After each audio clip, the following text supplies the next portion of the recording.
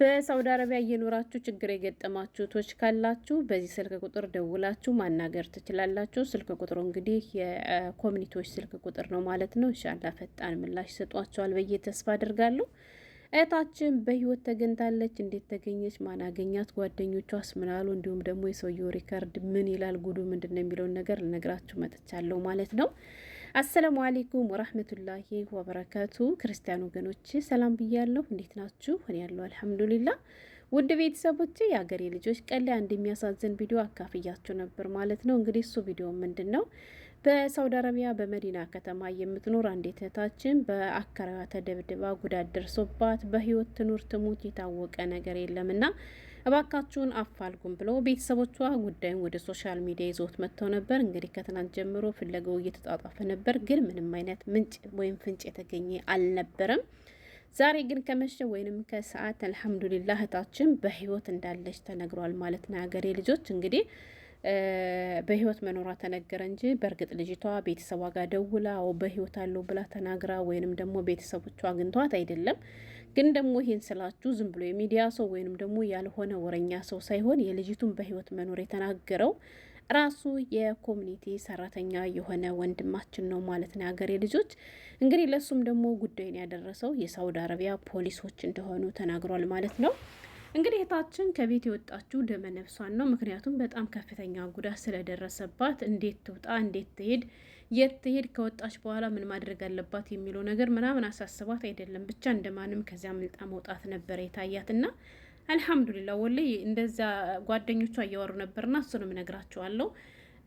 ደም ፈሷት ደመነብሷን ከሶስተኛ ፎቅ ወርዳ እንደዚህ መንገድ ላይ መድረሷ ምናምን በራሱ ትልቅ ነገር ነው። ግን አላህ ትረፊ ላላት ነገር ለሁሉም ነገር ምክንያት አለውና በምክንያት እህታችን ተርፋለች። አልሐምዱሊላ።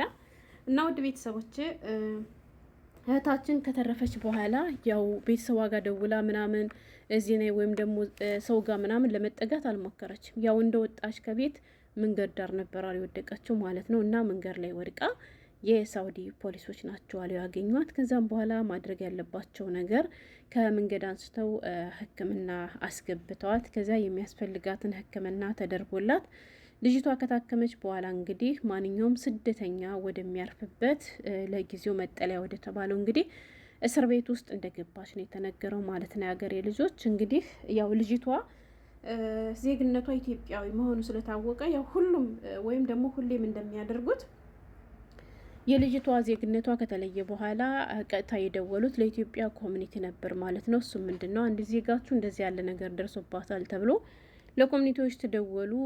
ከደወሉ በኋላ እንግዲህ ወንጀለኛው እንዲያዝ ባካችሁን የቻላችሁትን ያክል አግዙም ብለው መልእክት ማስተላለፉ። እንግዲህ የኮሚኒቲ ሰራተኞችም ህዝቡን ተባበሩም ብለዋል። ልጁ እንዳመልጥ ባካችሁ ልጁ ይያዝ ብለዋል። እና እንግዲህ ከእህታችን ጋርም ኢንሻአላህ ነገ ሂደው እህታችን ሊያገኟት ካለችበት እስር ቤት ቀጠሮ እንደያዘም ወንድማችን ሲያወራ ሰምቸዋለሁ ማለት ነው። ብቻ አልሐምዱሊላህ ወላሂ እኔ በጣም ነበር ያሳዘነችኝና ደግሞ የተጣሉበትን ምክንያት ልንገራችሁ፣ ለምን እንደተደበደቡ ልንገራችሁ፣ ጓደኛዋ ደግሞ ምን እንዳለች ልንገራችሁ። አረ ሴቶች ጭካኔያችሁ ማለት ነው።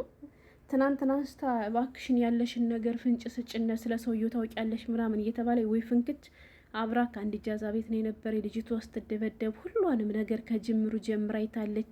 ሲጀመርም ደግሞ ተጣሉ የተባሉት ደግሞ በቻርጀር ነው። በቻርጀር ከተጣሉ ሰዎች መካከል ይቺ የተደበደበችው ልጅ የለችባትም አሉ። በቻርጀር የተጣሉ ሶስቶቹ ሴቶች ናቸው አሉ። ገባችሁ?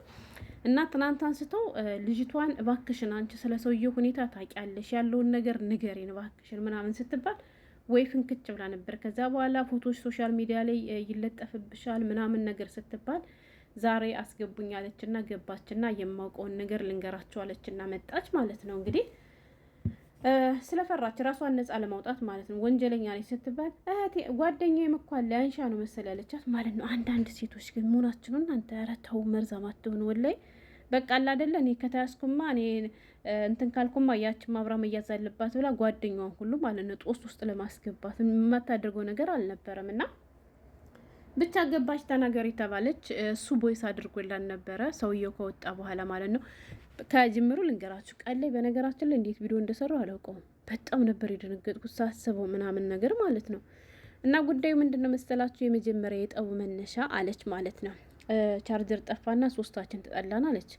ከዛ ሶስታችን ተጣልተን ስንንጫጫ ሰውየው ሰማንና መጣል ይሄ አከራዩ ማለት ነው። ከዛ ከመጣ በኋላ እሱም አብሮ ሲጨፋጨፉ ምናምን ነገር ይችኛው የተደበደበችው ታችን ሪካርድ አደረገች አሉ ማለት ነው ያገሬ ልጆች። ከዛ በኋላ ከእነሱ ጋር ያለውን ነገር ጨርሶ ወደዚህኛው ሊዞር ሲል ሪካርድ እያደረገች ነው። ከዛ ለዚህ ሁሉ ጉዳት የዳረጋት እንግዲህ ለምን ሪከርድ ታደርግኛለሽ ብሎ ነው አሉ። አትገረሙ የሀገሬ ልጆች አትገረሙ።